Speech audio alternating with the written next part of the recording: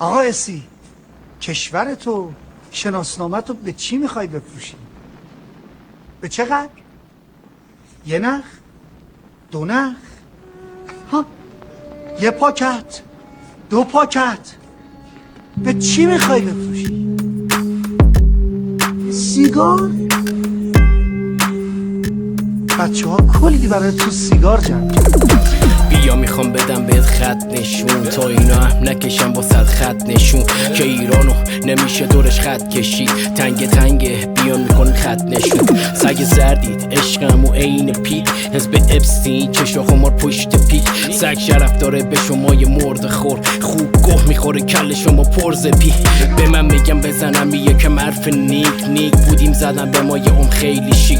الان وقت جنگ خیر حلوانی، منم میرم به جسم خودم پشت میک.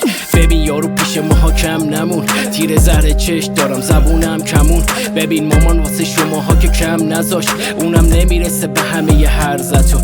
میخوام بپوشم یه لباس ورزشی، اصلا بذار بهم بگن ارزشی. اگه بخوا جلو مامان خم بشی، میارزه که پیش غریبه یه بردشی. به مامان زدید زخمشی، پشت کردید به پدر جد اردشی. میگی یارو عشق منه جون بابا، یه اون بافتت میشکافیم پنبشی.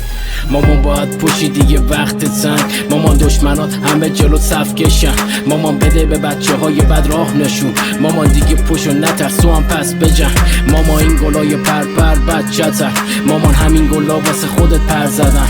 مامان همه اون کمک های دست غیر الان تو میناب زیر خاک و نعمتن.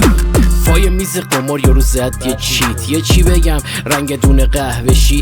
گن زدی بعد به اسم پرشیا، که نمیخوره دیگه تو رو حتی قهوه چیت. رسانه چیه بابا در بمال به ایران اینترنشنال. بچه خوشگل اخوبای مغربی، بچه شرقیم پرشیا استروناب.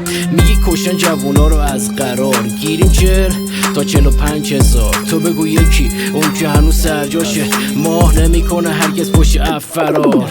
ولی الان موضوع اینا نمیذاریم، ماما خمشه نمیذاریم یه موهر رو سر زیباش بخواد کمشه. الان باید هر جا که دست رو پای سری پاشه، ما اینجا و آماده این پا رو زمین دست رو ماشه. آشو لاشه هر کی با ما بخواد الان شاخ به شاخشه، چه شو باشه چه نباشه یا دختر از کاسه آشه. نمیذاریم دیگه بگید نفتش باید واسه ماشه، یه ذره از این خاک خوب سهم به شما کاسه باشه.